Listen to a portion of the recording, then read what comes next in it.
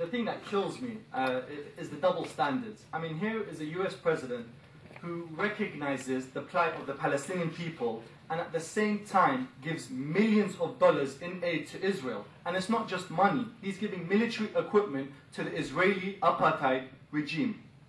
So if I'm a Palestinian, Obama's saying, okay, I recognize you're in pain, and at the same time, he's giving guns to the Israelis that are used to kill the Palestinians. As a Palestinian, the entire people of Palestine must be perplexed. Here's Obama saying, yes, you know, we recognize your plight, we recognize your hurt, and at the same time, he's funding the people who are killing the Palestinians. And it's not just in Israel. How many people in this room know that just 3 weeks into his office, Obama renewed the sanctions on Iran?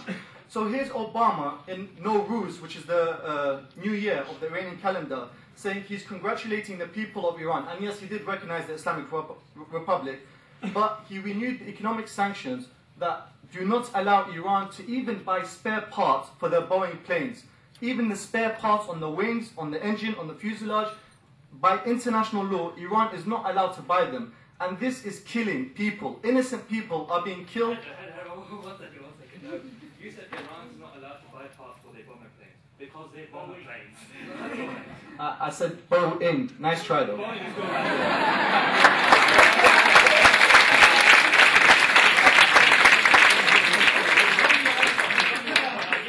give you that. That's how you get a loose electro, you don't pay attention. But anyway, regardless of that, you're saying the private Palestinians, what about Israel? The fact is that you've got Hamas, which is a terrorist organization, not like the good guys like Fatah. They're throwing their bombs into Israel, making life so hard for the Israelis in this settlement. So you have no compare. You're saying, oh, what about the poor Palestinians? What about the poor Israelis who can't go about with their daily lives? What about them? You could solve that situation without sending F-16s and bomber planes and rockets to the Israelis. I've had enough. Conspiracy theories, here we go again. Look, you know the Quran, we know the Quran. God does not change the condition of the people until they change what it is themselves. What happens when all of us land in the Muslim countries? We're worried about our wallets being nicked. Come on, Muslims are corrupt to the core. You know, we're not honest here. How many Muslim leaders have killed other Muslims? Huh? Come on, how many do that? I have no idea how that fits into my argument or how it counters my argument. But do you know the struggles of what Obama did?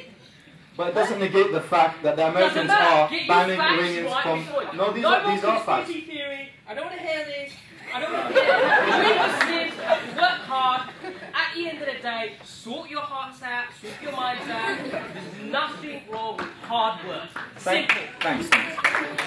Thanks for the interruption. The second thing is the political realities in America. Obama, and I love the way the media tried to make this happen, that he can just wave a magic wand and change everything in the Middle East. So Obama's got green cards in the Muslim world. There are institutions in America, the special interest lobbies, wait, let me just finish. The special interest lobbies, the right-wing Democrats in America, the House of Representatives, the Congress. Obama does not hold the same executive power, let's say a Prime Minister in the UK does. His executive power is very limited. And these, wait, please. He's not very quickly, he's trying to undo everything that George Bush has done. Now people say, oh, look, he's closing and going to talk about the Solomon. He's closing it down. He's doing it. You're not even giving the man a chance to make any difference. You want change when you want it now. Now, if any intelligent person will tell you, change takes time. It can't be done overnight. So give the man some time to make that's a very good that's a very good point. But I'm not saying that's actually my point. It's not the man, it's the institutions in America. If it was just the man, I'd be sitting on this side saying Obama tomorrow is going to change the Muslim world. How much time do I have? 3 minutes. 3 minutes. These restrictions what did Michael Jackson say? Make that change. The man in the mirror.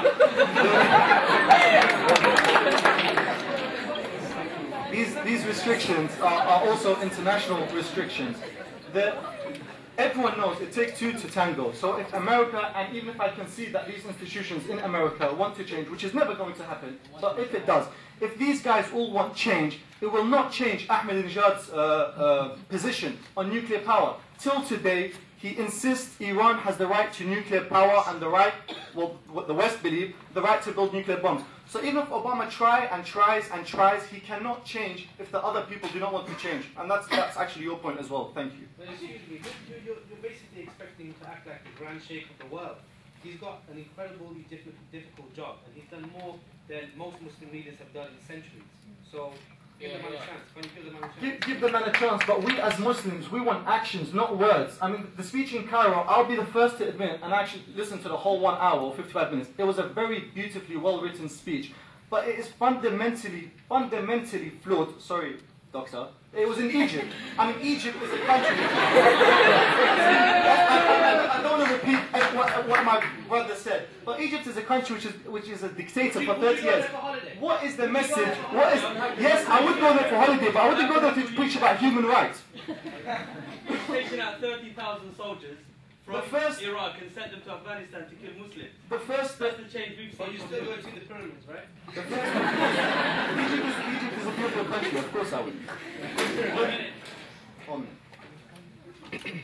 The first day President Obama was in office, I mean the first day when he knows that the entire world is looking at him and waiting to see his actions, what does Obama do? Who does he pick up the phone and call? And these were highly publicized phone calls, i.e. phone calls Obama wanted the Arab and Muslim world to know he made. He calls King Abdullah of Jordan, he calls King Abdullah of Saudi, he calls Mubarak of Egypt, sorry again. Did he pick up the phone and call a democratically elected leader in Lebanon or Iraq? And they say he chose Cairo as the venue for his speech because it has a glorious history. Of course it has a glorious history, but Baghdad also has a glorious history. Baghdad was the capital of the Islamic world. Hit with a shoe down there.